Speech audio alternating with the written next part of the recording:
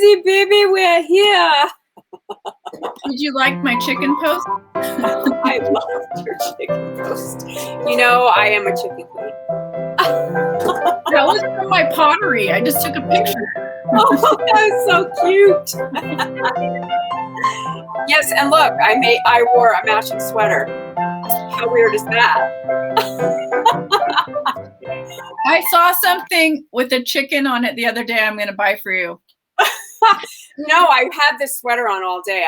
I didn't wear it because you posted something that looks like my sweater. Okay. Hi. How was your day? You know, there comes a time, and people, when you have a project and it has different phases, and in film and TV, it's like there's the production phase where you shoot all the footage and whatever, and you're just like stressed out about that and make sure you get everything. And then when you get everything in the can, as they say, then to me, the fun part is the editing. And today was the first big day. It's the first big day of editing. And I love that part. I love post-production. That's where the magic happens. Yep, it is. I love it. I always enjoyed editing when we did our web series. That was really the fun, because you're really crafting the story. So much happens in the editing. Oh my God. No, people don't realize actors' performances are made in the edit bay. And in theater, it's the actor's medium, and film, it's the director's medium. So yeah. Well, I was watching. What about your day? What about you? I was watching the end of the trial today. While I was to a little bit of it in the car. What?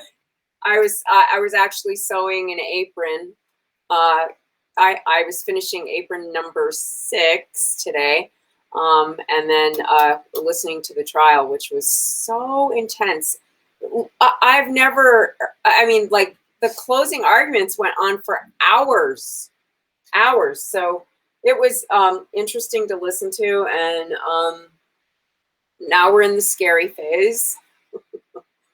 It always slays me. You know what I always think about in a court of law when I'm listening to trials, and there's been so many over our lifetime, but especially this one, is that what kind of attorney takes on a case to defend someone like this? And I always just think about the mindset of what is that person, and where do you go in your personal, like, just, set of values. I don't know. That's why I guess I'm not an attorney. I think that's because, really, me too. And I really think it's because our system of justice is supposedly built on everyone deserves a fair trial. And I don't know. I could not do it if I thought someone, maybe he doesn't think he's guilty of it. I don't know. I don't know how you could, but there are people. So there you go.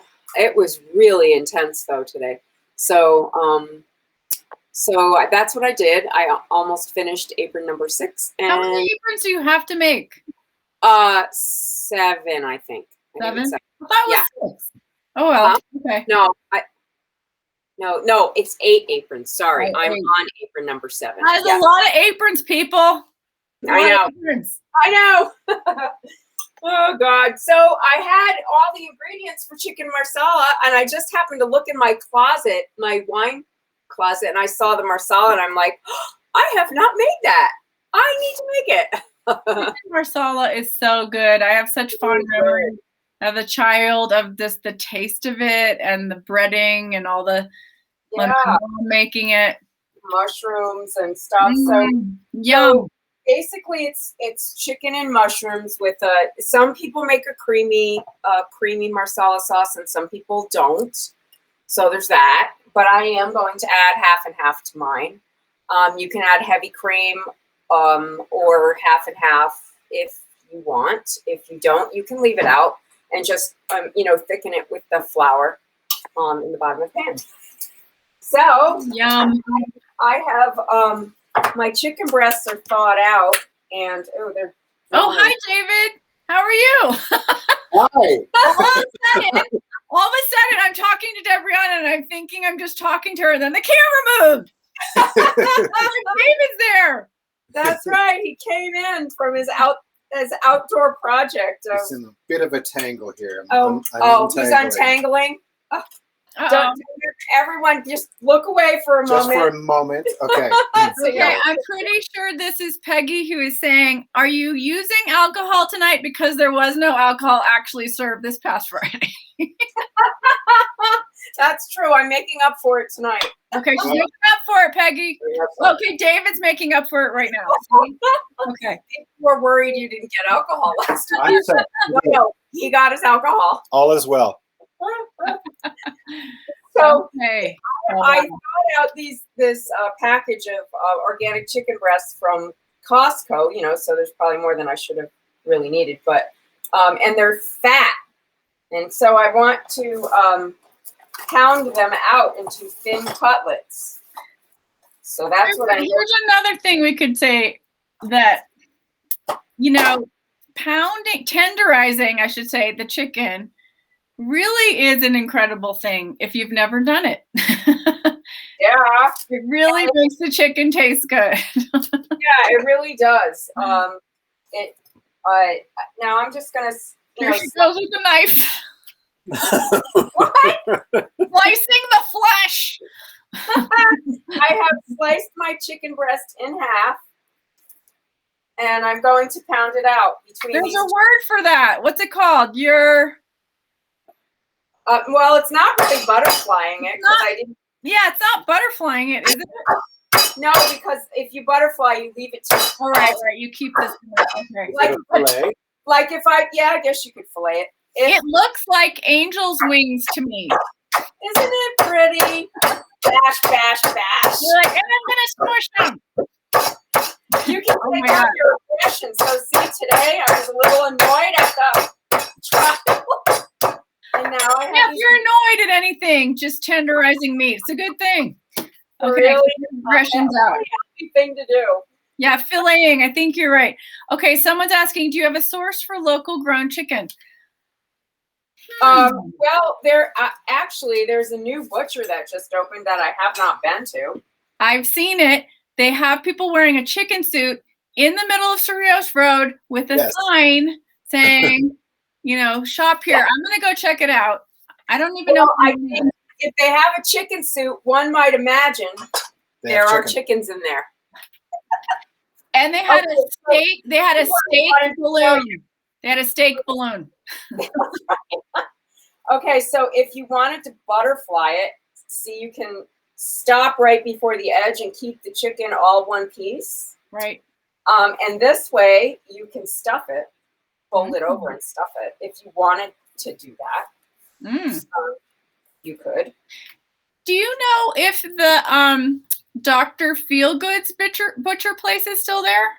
I don't, but I don't actually remember them having chicken there. I know they had turkey at Thanksgiving. They had pork. I only went there once, but that is another local source to look up and see if it's still there. Dr. Feelgood's used to have a butcher. Yeah, a good butcher. Mm-hmm. Yep. So these are now all part of the reason you're doing it too is to make them all the same size, like even width, so they cook kind of evenly. I have these fond memories of like hearing pounding in the kitchen and thinking like somebody hurt themselves, and then I go in there and my mom's got like a giant mallet. It's dinner. Yeah, I know it's dinner and it's coming. Now, my mom used this. Oh, the bottom of a pan. Okay. If you don't have a mallet, just get a heavy pan. Yeah. Either way, it's lots of fun. Someone's asking, how do you know that you're hammered enough? Well, how many drinks have you had? Just kidding.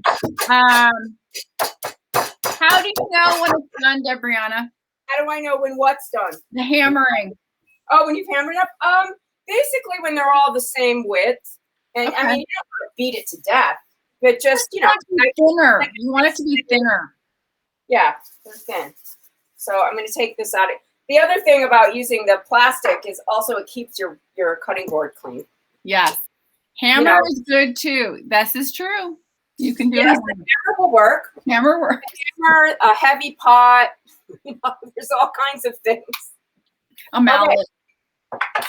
So I have in this little container, which I'm taking my time out of because I don't really want it in there, is a half a teaspoon of garlic powder, about 3/4 of a teaspoon of black pepper, a teaspoon of kosher salt, and a half a cup of flour.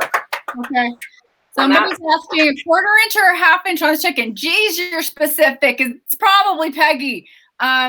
It looks like a 1/2 inch. No, the chicken is definitely a 1/4 inch. A 1/4? Okay, I'm wrong.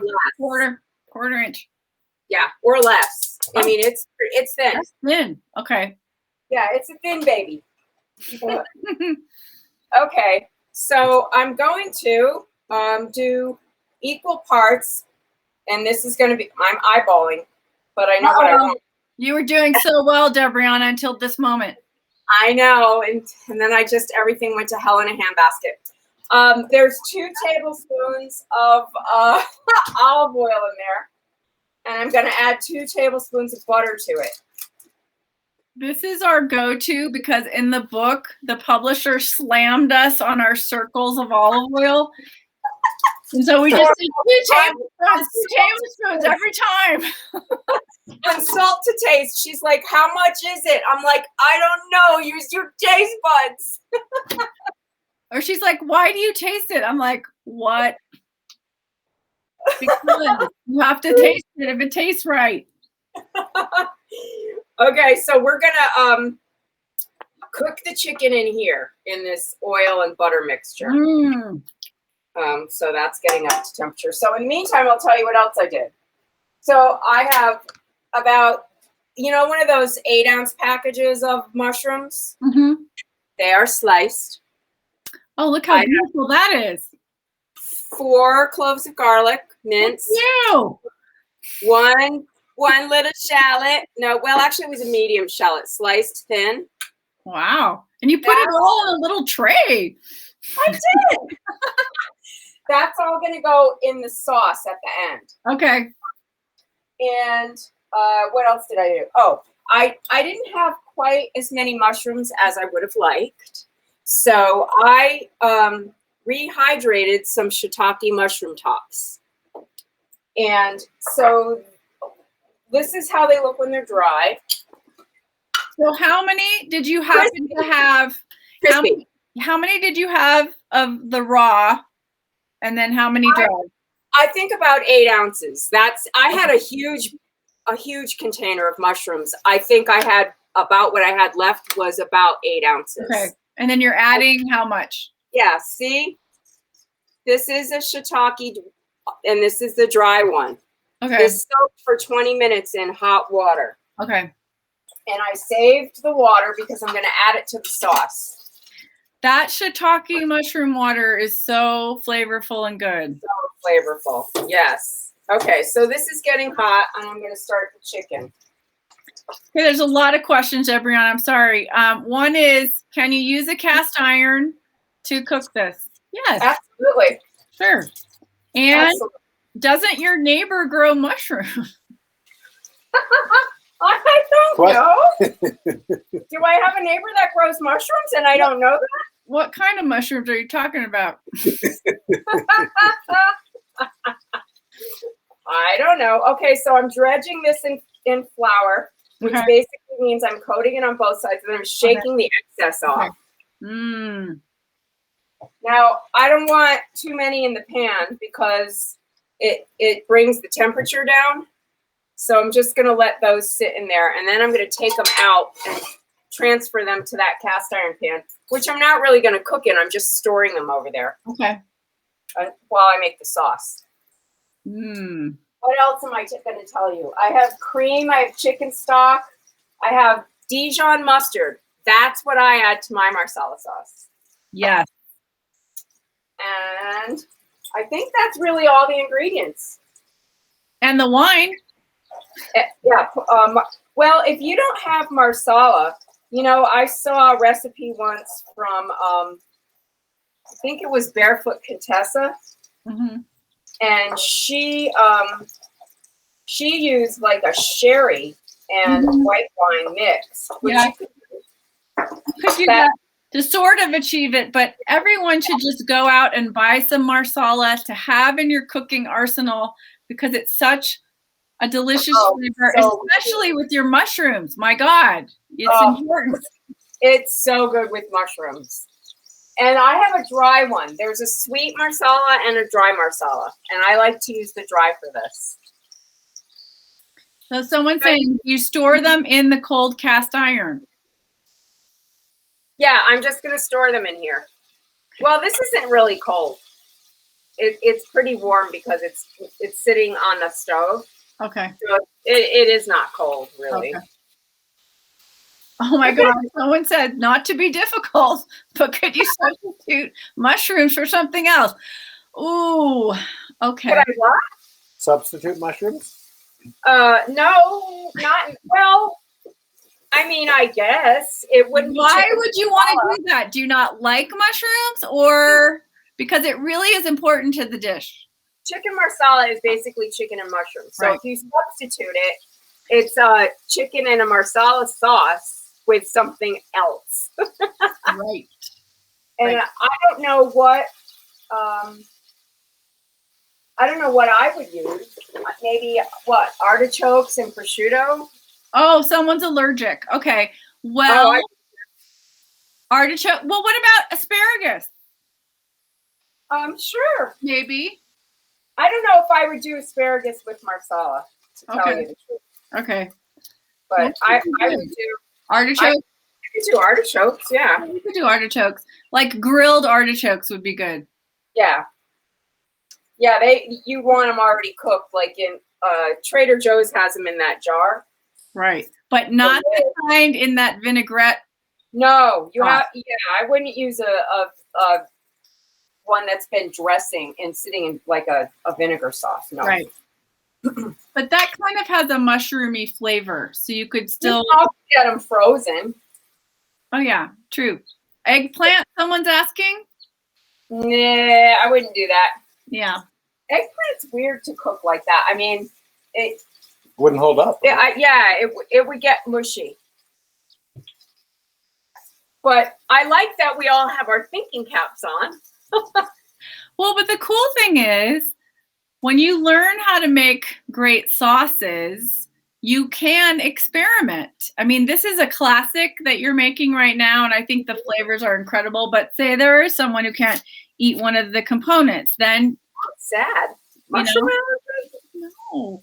Oh God. Oh, well, I do tell a story in the book about my ex who had a mustard allergy, which I had never heard of.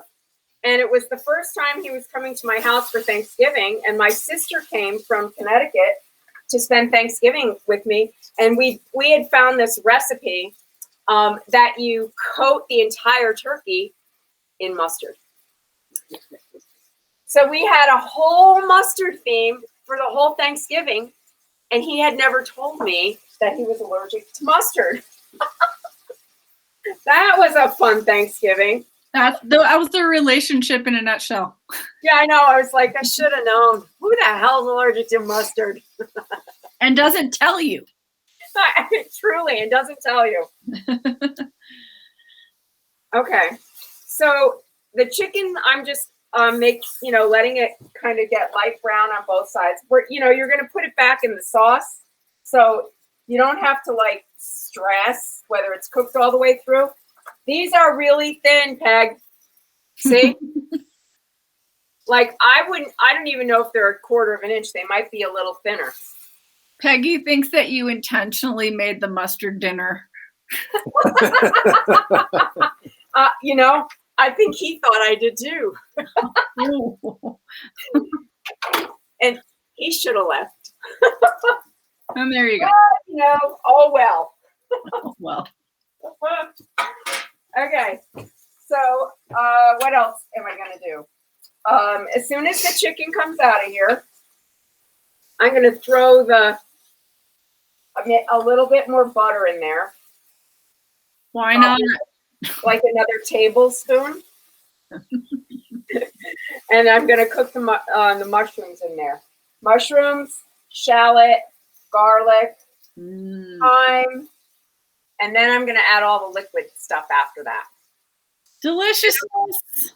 Deliciousness. Yes. So you can serve this on pasta, but I am making Yukon Gold garlic parmesan mashed potatoes. Ooh. That sounds so good. Why aren't I going over to dinner at your house? I don't know. Instead, I have no dinner ideas. Although I do have asparagus, so I think I am going to make my Roman. I am Spartacus pasta. I know. You guys, if you didn't see that, we did that early. We like did. probably a year ago. Yeah. Oh, that dish. Oh, so good. Yeah, these cook pretty quick because they're pretty thin. Okay, so these are all out of here now. I'm going to add some butter. I think that's the last tablespoon. Oh, just a little butter. Just a little. That's what you like fell out. chicken with your butter tonight? Oh, darn it. It's what fell into the pan. Whoops. Okay, so I sliced the shiitakes. You can see them, and they're pretty thin. And I have the sliced regular mushrooms. I always buy creminis. Right. I pretty much always buy those. They're good. They're baby portobellos. Yep, they are. All right, so there's a little. You can see in the butter here that it's bubbly and it's kind of thick. That's because it has some of the flour in it still from the chicken. Yum. And that's why the sauce will help the sauce thicken a little bit.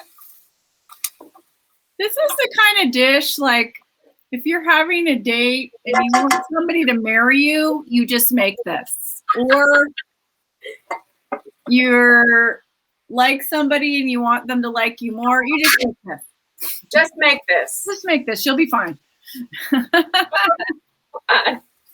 Okay, so I've added all the mushrooms, and now I'm going to salt it a little bit. So I'm just going to say it's a healthy pinch. Don't get mad at me, Julia. I want to know exactly how much that dash was, okay? Okay, so I picked some thyme out of my garden, and I'm going to use it because it's coming up now. I know. So you have to strip the leaves off on fresh thyme off of the stem, which is what I'm doing. And I'm hoping I have a teaspoon here because that's really what I'd like. But you want me to get more? No, I think I have it. Someone's asking, did you say dry Marsala wine? Yes, I did. Yes. Yes. Yes, indeed I did. Yeah, that's new. Healthy pinch, quote unquote. Well, it's going on the list, Peggy, because we're putting it in the book.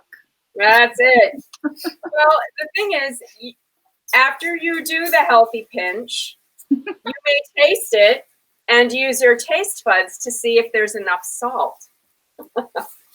That's right. But I wouldn't taste it quite yet because I'm going to be adding chicken stock, and the chicken stock is salted. So, you've got salt elements coming in from different places. Right. I just never like to cook like vegetables without salting them a little bit themselves.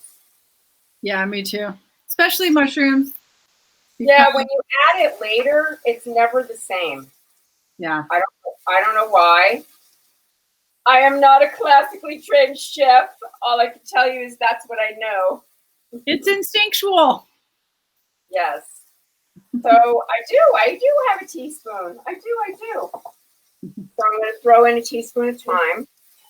And see, now my mushrooms are, they've sweat a little bit and they've absorbed all the butter and garlic and shallots. So now I'm going to add my wet stuff. Yeah, that's not going to suck right there. No, that's not going to suck. That's gonna be really- I have a cup of chicken stock. There it goes. I'm going to add 3/4 of a cup of Marsala in there.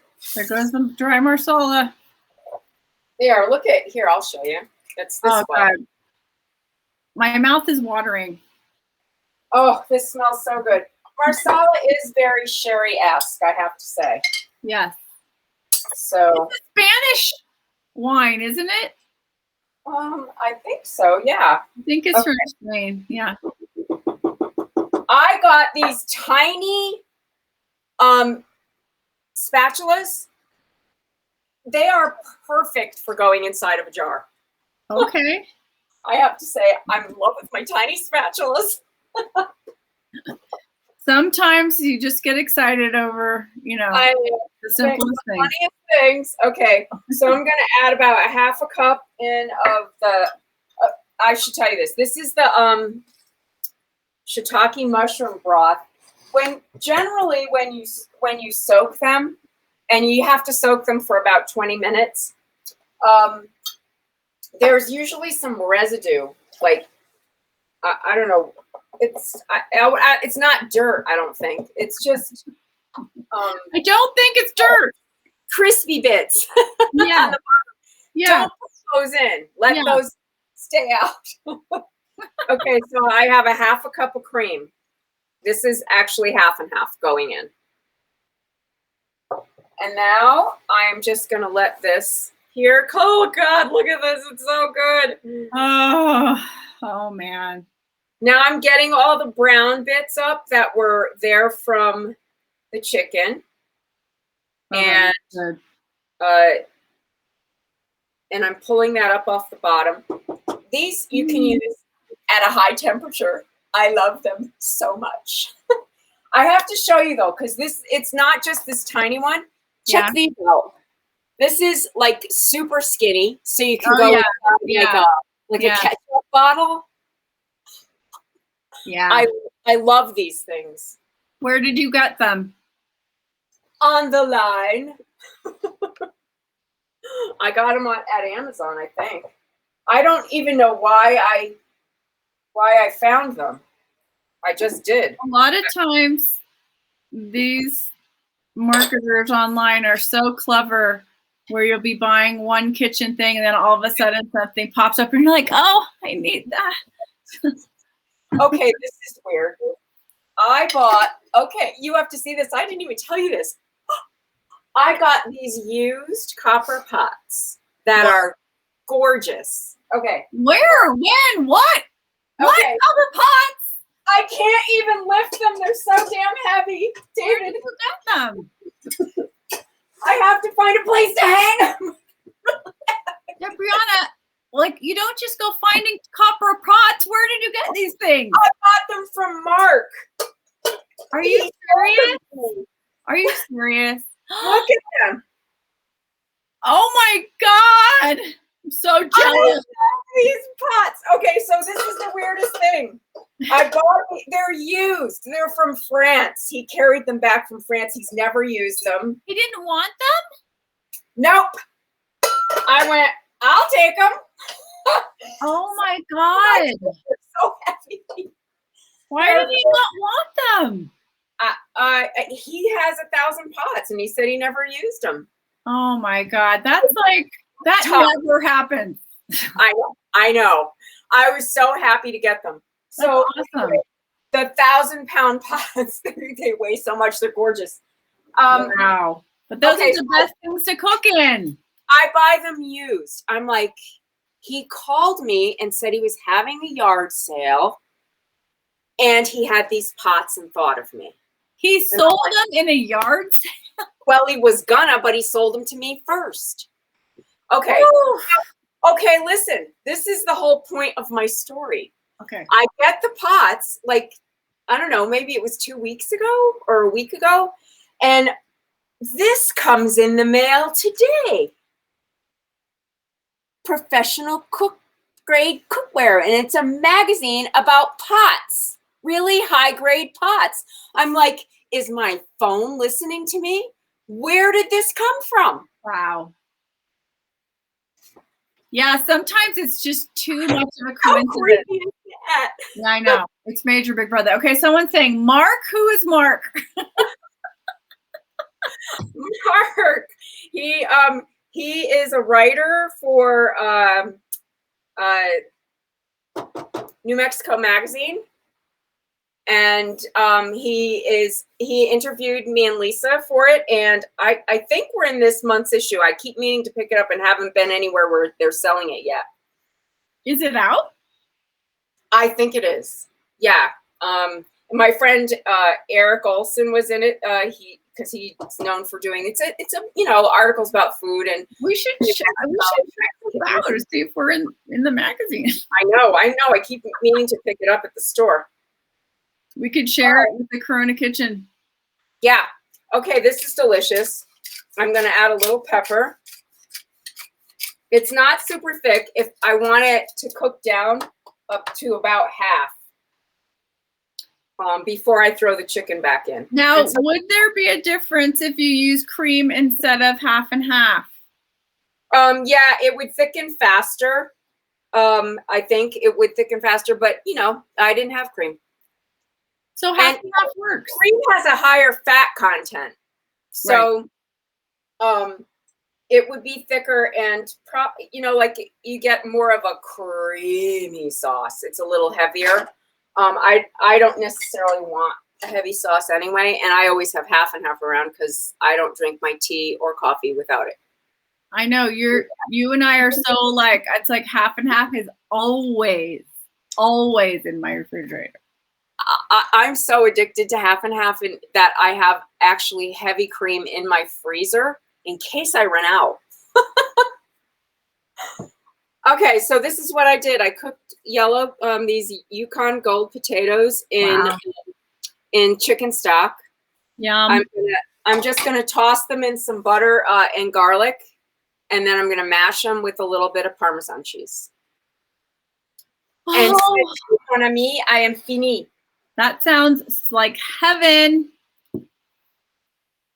It will be in about 15 minutes, I think.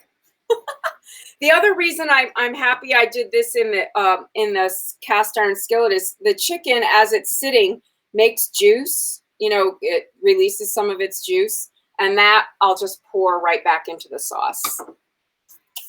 Someone saying you're worried about fat. How much butter did you use?